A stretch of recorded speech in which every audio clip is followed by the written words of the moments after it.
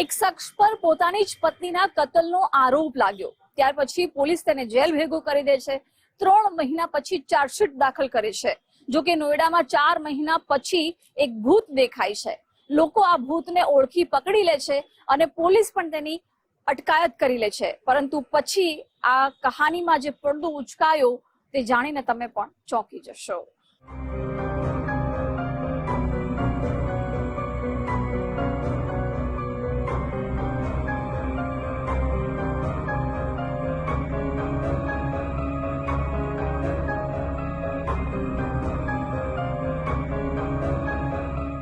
Salwar suit પહેરેલા madam mobile પર વાત કરતા કરતા ચાલી રહ્યા છે. તેની સહેજ આગળ ફ્રેમમાં એક પોલીસ અધિકારી નજરે પડે છે. પોલીસ અધિકારી આગળ આગળ અને મેડમ પાછળ પાછળ. પછી આ ફ્રેમમાં એક કારની એન્ટ્રી થાય છે. પોલીસ ઓફિસર કારનો દરવાજો ખોલે છે અને મેડમ તેમાં બેસી જાય છે.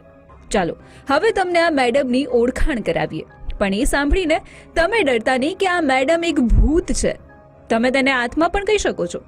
આ તસવીર અને વિડીયો ભલે 24 નવેમ્બર 2025 નો હોય, પણ આ મેડમનું મોત થયાને 4 મહિના થઈ ગયા છે. જ્યાં આ મેડમનું મૃત્યુ 3 જુલાઈ 2025 જ થઈ ચૂક્યું હતું. એ કોઈ સામાન્ય મોત નહોતું, તેમની હત્યા થઈ હતી અને કાતિલ અન્ય કોઈ નહીં પણ મહિલાનો પતિ જ હતો. એ પતિ જે પત્નીના કતલના આરોપસર છેલ્લા 4 મહિનાથી જેલમાં બંધ છે. ન માત્ર જેલમાં બંધ છે, પણ આ મેડમના કતલના આરોપસર પતિ વિરુદ્ધ અદાલતમાં ચાર્જશીટ પણ દાખલ થઈ ચૂકી છે. બિહારમાં ફિલ્મી સ્ટોરીને ટક્કર મારતી ઘટના. પત્નીની હત્યાના આરોપસર પતિ જેલની અંદર. હત્યાના 4 મહિના બાદ જીવતી મળી મહિલા.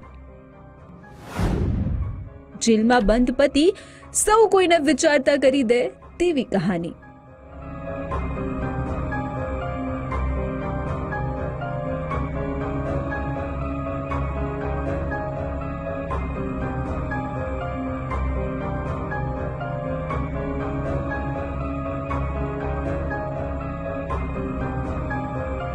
ભૂત તરીકે ઓળખ કરવામાં આવેલી મહિલાનું નામ ગુંજા છે, જે બિહારના મોતીહારી જિલ્લાની રહેવાસી છે અને આ વર્ષના માર્ચ મહિનામાં ગુંજાના લગ્ન નજીકના ગામમાં રહેતા રંજીત કુમાર સાથે થયા.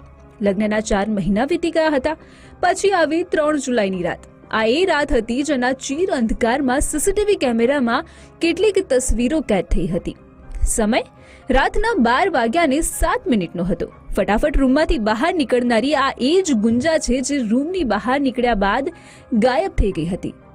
મોડી રાત્રે પતિને રંજીતને અહેસાસ થયો કે પત્ની રૂમમાં નથી. તેને બધી જગ્યાએ શોધી પણ તેની કોઈ જ ભાળ ન મળી અને સવાર સુધી સમાચાર સાસરે સુધી પહોંચી ગયા. એ પછી ગુંજાના પિયરજનોએ પતિ રંજીત પર દહેજના કારણે હત્યા કરી પત્નીની લાશને ઠેકાણે પાડી દીધાનો આરોપ લગાવ્યો. બીજી તરફ પોલીસે પણ રંજીતની પત્નીને શોધવાની જગ્યાએ 9 જુલાઈએ તેના પિયરજનોની ફરિયાદને આધારે રંજીતની ધરપકડ કરી. તેની પર પત્નીનું અપહરણ, હત્યા અને લાશને છુપાવ્યાનો ગંભીર આરોપ લગાવી દીધો. पुलिस कोई मदद नहीं किया? नहीं मदद नहीं, वो लोग कह रहे हैं कि बल्कि खोज के दीजिए, खोज के दीजिए. पुलिस क्या करे? वो कह रहे थे कि नहीं अब आप लोग बल्कि आप हो सकता है कि कहीं आप मुआ तो लोग नहीं दिया है, लेकिन हम लोग कह रहे हैं कि नहीं हम नहीं मुआ है भाई, घर से भागी है तो खोजिए. मैंने सबूत दिया फिर पुलिस कोई मदद नहीं किया? उसमें हमारा मतलब लोग कह रहा था तो जहाँ जहाँ मिल रहा था ये लोग जा भी रहा था, लेकिन वहाँ से भाग जा रहे थे. ठीक. देखिए पता तो लगा है कि दिल्ली जाना है, तो हम कहते चलिए हम भी चलते हैं, नहीं तो वो आदमी भेजते हैं उसको पकड़ कर लाया जाए. बोले कि ठीक है चलिए, भेजे एक आदमी. दिल्ली जाने का खर्चा वगैरह भी गाड़ी जोड़ कर दिया. आप अपना गाड़ी दिए? खर्च अपना किया? गाड़ी जोड़ कर हम अपने दिए. कितना पैसा लगा था?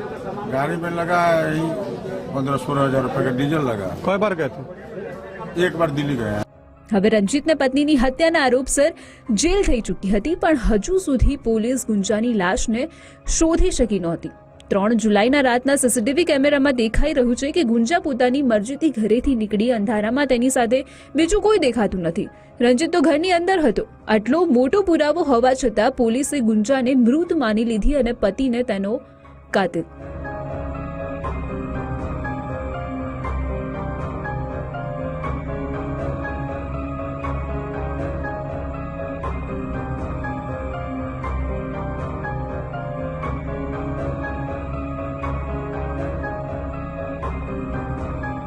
બીજી તરફ પોલીસે સુંદર કહાની લખી, ચાર્જશીટ બનાવીને કોર્ટમાં રજૂ કરી દીધી. હવે માત્ર ટ્રાયલ થવાનું જ બાકી હતું. ઘટના કતલની હતી એટલે ફાંસી નહીં તો ઓછામાં ઓછા આજીવન કેદની સજા તો પાક્કી જ હતી. પરંતુ એવામાં બિહારના મોતીહારીથી 100થી વધુ કિલોમીટર દૂર નોઈડામાં 24 નવેમ્બરે અચાનક એક ભૂત દેખાયું.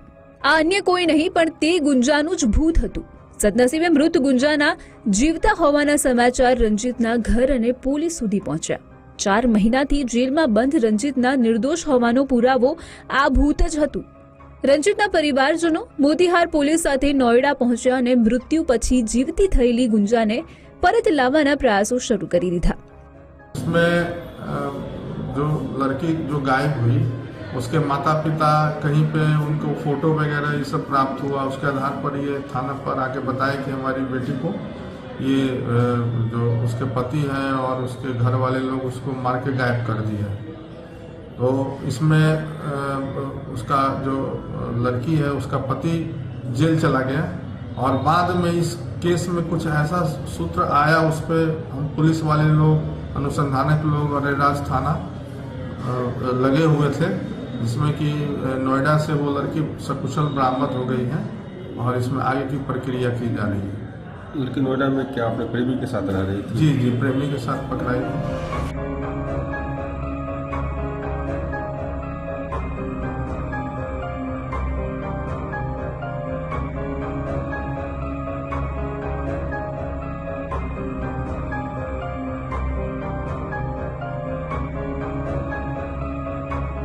નોઈડા પહોંચેલી પોલીસને જે ગુંજા 4 મહિના અગાઉ મૃત્યુ પામી હતી એ ગુંજા જીવતી મળી આવી. તો હવે સવાલ એ હતો કે ગુંજા સાથે શું બન્યું હતું અને તેનો જીવ કેવી રીતે બચી ગયો. તો એ બાબતે તપાસ કરતા જૂની પ્રેમ કહાની સામે આવી. તપાસમાં બહાર આવ્યું કે ગુંજાના લગ્ન પહેલા પાડોશમાં રહેતા યુવક સાથે પ્રેમ સંબંધ હતા, પરંતુ પરિવારજનોએ તેની મરજી વિરુદ્ધ રંજીત સાથે લગ્ન કરાવી દીધા. જોકે લગ્ન પછી પણ ગુંજા અને તેના પ્રેમી વચ્ચે સંબંધ યથાવત રહ્યા. પછી એ બંને ભેગા મળીને એક પ્લાન બનાવ્યો અને એ મુજબ ગુંજા રાતના અંધકારમાં ઘરેથી ચૂપચાપ નીકળી જશે અને એ પછી બંને નોઈડામાં પોતાનું નવું ઘર વસાવશે, કારણ કે ગુંજાનો પ્રેમી નોઈડામાં નોકરી કરે છે. આ પ્લાન સફળ થઈ ગયો અને 4 મહિનાથી તે બંને સાથે રહેતા હતા.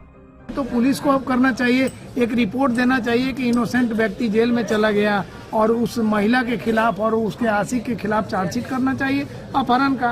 पुलिस को यही करना चाहिए. ये उसको न्यायिक अभिरक्षा में जो भेजा गया है पुलिस के द्वारा पकड़कर उसको मुक्त करे माननीय न्यायालय. इसका आशय का एक प्रार्थना पत्र पुलिस को भेजना चाहिए, त्वरित तरीके से भेजना चाहिए. उनका स्टेटमेंट, वह विक्टिम का स्टेटमेंट कराना चाहिए माननीय न्यायालय के समक्ष और उसके बाद चार्जशीट उस पर करे.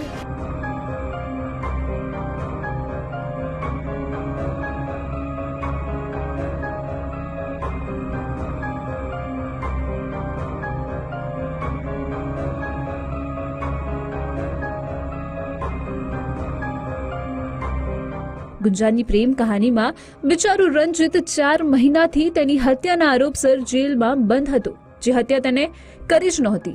અને સૌથી મોટી વાત, જે હત્યા થઈ જ નહોતી. હવે સવાલ એ છે કે પોલીસની તપાસમાં બેદરકારીને કારણે રંજીતને જેલ ભેગું કરી દેવાયું. તેનું શું? તેની માટે જવાબદાર ગુંજા અને તેના પ્રેમીને પોલીસ કે કાયદો શું સજા કરશે તે એક મોટો સવાલ છે. Bureau report, Gujarat first.